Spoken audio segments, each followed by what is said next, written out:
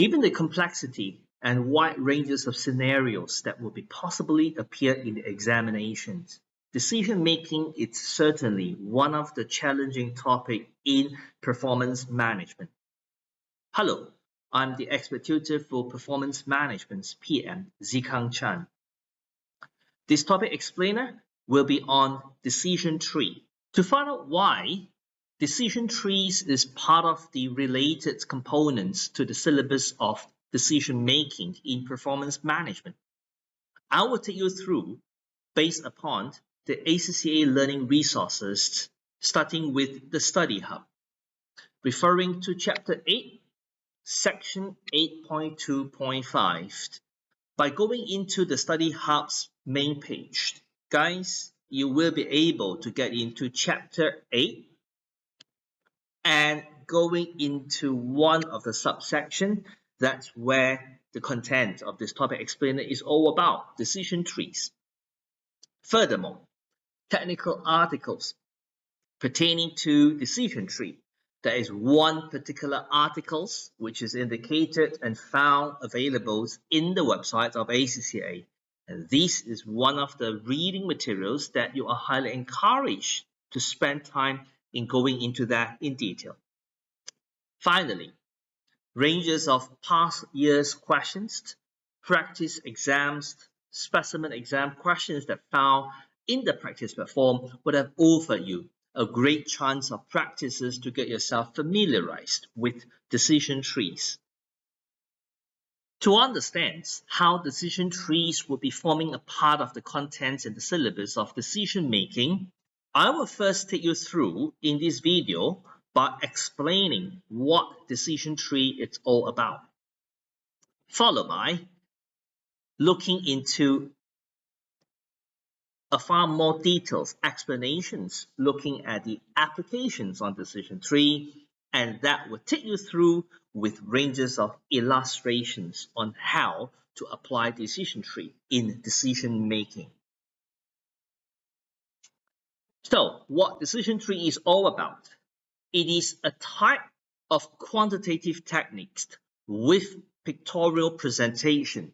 In other words, it is a kind of the quantitative techniques involving with drawing pictures to depict decisions, not one, but ranges of decisions to be made under the conditions that is uncertain, particularly looking at ranges of relevant information where there is more than one possible result or outcomes. So in short, this is a quantitative techniques that apply whereby there will be more than one continuous decisions to be made.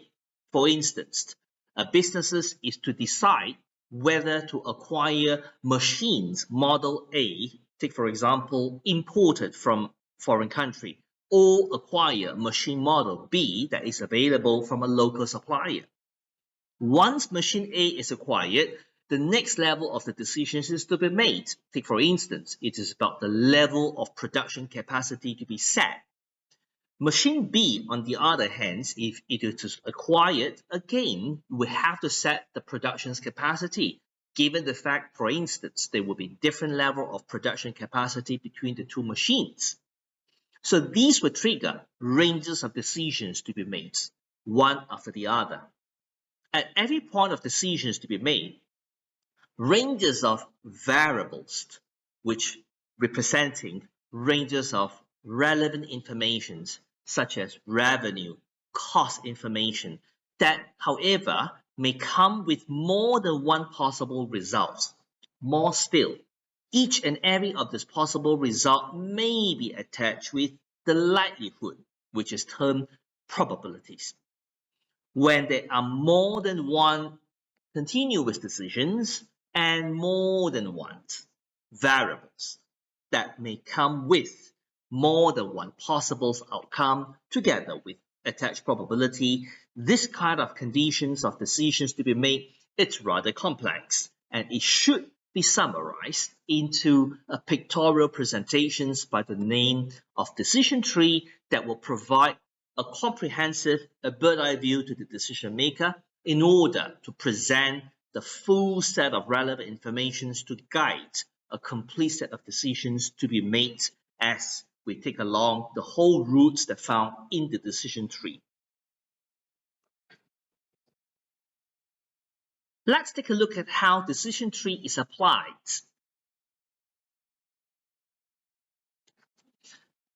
Even though there is no strict rules in defining and restricting symbol that to be used in producing the trees, these are the generally accepted symbols that are used in constructing decision trees in most of the qualifications, including the ACCA. When we were to depict a point that the managements of the businesses will need to make up a mind on the decisions that need to be made.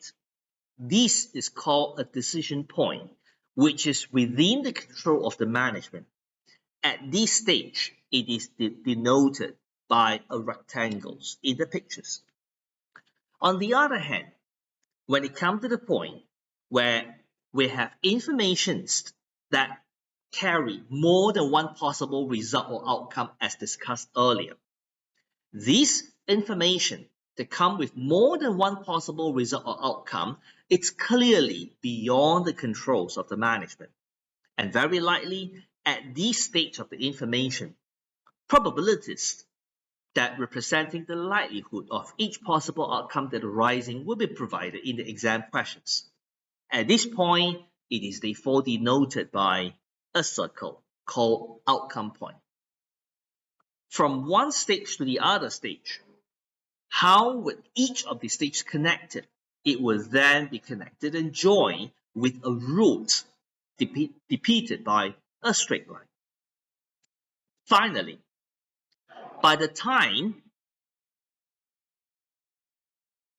all respective calculations would have completed, that will have clearly indicating which are the routes or alternatives that will form a suboptimal alternatives that firm or management may not be keen to select in order to identify the one that is less optimal or suboptimal that the management is not picking up or selecting. That may be indicated by crossing out the route with a fork. Alternatively, especially looking at the current structure of the questions that will be tested on decision tree, it is alternatively possible to indicate the selected route representing the decisions made by putting a cross on the selected routes as a reverse. So these will be the alternative indications on the decisions that made. With all these symbols in use, here are the steps in constructing the decision trees. First and foremost, step 1. The tree is created from the directions of left to the right, and it always will start with a point that the management will need to make up a mind on the decision. That is always the first decision to be made, and as such, a decision tree is always commenced with a decision point, which is a rectangle. Once it starts extending towards the right-hand side, it will start indicating with all the routes, with all alternatives given, and in each alternatives, what are the outcomes, together with all the relevant information from the story. It is recommended to label each and every route clearly, and not to forget as well, as it comes to each of the outcome, where information as long as it is relevant for benefit and cost. Guys, I will suppose you will still remember the key characteristics of identifying and confirming what items of benefit and cost are of relevant in decision making, namely items that are futures and cash flow. And finally, it must be specific to the decision, then only the item is considered relevant. These relevant information will need to be indicated clearly by placing into each of the routes, starting with an outcome point. So this is where information other than financial data, but also probabilities attached to each of the data will be found at this stage of the pictures. Once the decision tree is completed, we will expect the decision tree's processes is now ending at the right-hand side of the pictures. And that is where step 2 comes in, by going backwards, starting from the right, going back to the left. So what are we supposed to do? Right from the right-hand side. And the answer is, at each of the outcome point, as mentioned earlier in step 1, information will be indicated clearly with financial benefit and cost together with probabilities. That is when we will need to calculate to derive the average of the outcome at this point. And this is what we call the expected value in simple. Well, if you remember the formula, guys, this is simply refers to the weighted average of the results by looking at the probability being the weighting factors. Once the expected value of each outcome point is derived, as we move backwards from right to left, we will be able to select, particularly when it comes to a decision point, by looking at the expected value at each of the outcome, we may compare and select whichever outcome that provide a better result looking at the expected value. That is when we will come to the point that we can make a decision. So once a decision is decided on a particular route, as mentioned earlier, on the symbol, we either will cancel out the route that is not being selected with the fork. Alternatively, we may select the route by indicating a cross. So this process in step 2 will lead us right from the right-hand side back to the left, which is where the decision tree begins with. At this point, it is clearly to show which of the route that will be the selected routes from the decisions that made according to the expected value reported. Therefore, on the final steps in the decision tree, students will be required to articulate, to tell the management what exactly is the best course of action. What is the series of best decisions that we have made? Take, for instance, the decisions that to be made is denoted by D. We would therefore need to describe the decisions in such manner. For instance, the decision maker should firstly pick the first choice. That is clearly the first decision. Going back to the initial example that mentioned a while ago, you may need to advise the management of the businesses which model of the machines that to be acquired, model A or model B. Followed by, you may have to decide the production capacity that will be set according to the information such as the demand of the sales or the variable cost, etc. If there are many more subsequent decisions to be made, then the articulations will keep going on. So that depicts a series of continuous decisions that can be made reflected from the decision tree. Last but not least, guys, do not forget, any decisions, any recommendations provided, it always needs to be supported by a clearly explained justifications. Why are we saying so? So it is likely that the recommended course of actions may be justified by proving the maximum result of the payoff according to the expected value. In simple, it is named as the maximum expected payoff. In simple, what is the best deal of the decisions from the decision tree? That will become the recommendations on the course of action. So guys, these are the 3 main steps that will appear in constructing and completing decision tree. Other than the knowledge required in putting up the decision tree, it is worth to take note the exam focused in performance management on decision tree. It's not necessarily expecting the student to start demonstrating decision tree right from step 1 to step 3. Because, as what you may see in the study hub information, These is what exam questions will be tested from the context of performance management. You are not required to draw the whole of the decision tree in the exam. In other words, step 1 will not be asked. Instead, it is provided to you. So what could be asked in the examination? It's only to come up with the recommendations on the best course of action based on the decision tree given by the questions. What does it mean, guys? These kind of questions will only be found as the form of multiple choice questions, namely section A or section B, which is 2 marks worth. So to apply the relevant knowledge in answering these kind of multiple choice questions, you need to be able to apply starting from step 2, the calculation of expected value and the ability to identify the best course of actions from the decision tree. That are the 2 main steps that will be formed relevant in the context of exam of performance management. In addition to the first 3 steps that we have discussed, it is worth for the students to take note. The knowledge on decision tree require the appreciations on what exactly the underpinning assumption behind the calculation of expected value. The calculation of expected value or weighted average, it's mainly riding on the assumption number 1 that the event, the incident is recurring in nature.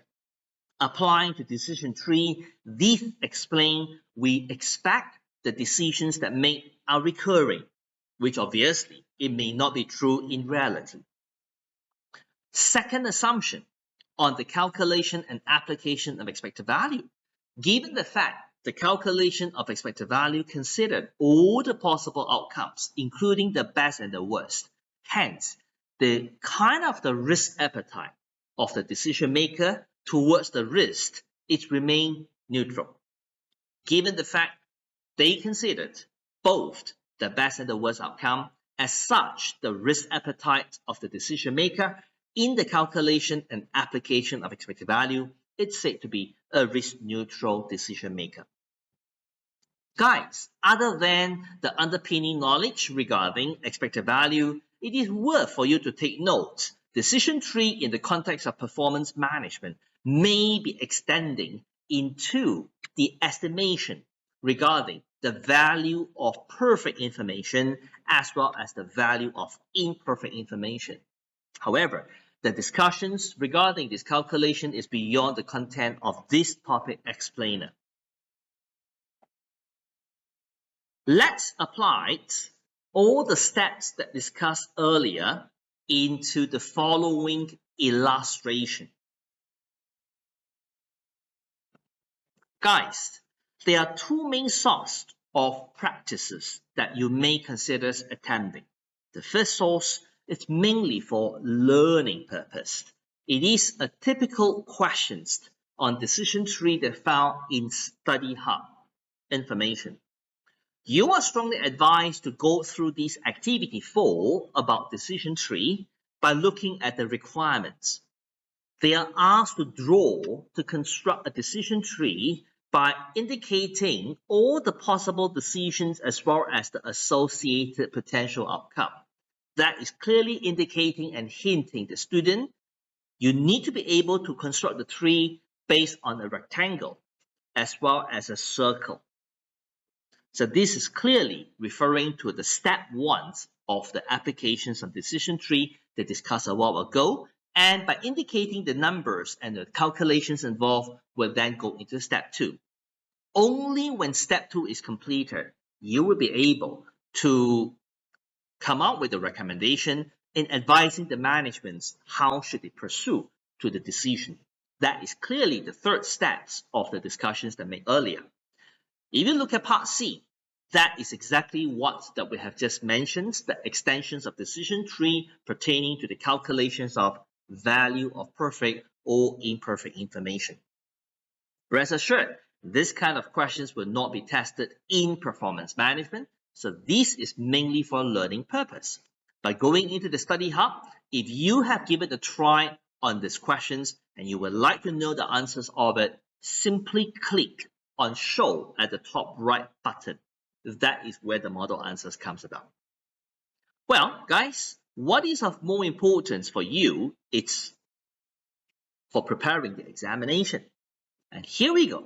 And this is one of the multiple choice questions that is asking on decision tree based on a multiple choice question style. As usual, whether the questions is on section C or A or B, you are always advised to start reading the requirement, understanding what the questions is all about. So firstly, the task is clearly asking to identify by clicking on the relevant branch of the decision tree regarding what action that the company should be selected. Well, what does it mean to you guys? When you have to click on the relevant branch showing what actions that the company to take, what does it mean? It simply means you have to make a decision. So that means you have to look out for a rectangle. That's where your decisions must be indicated by clicking on the root.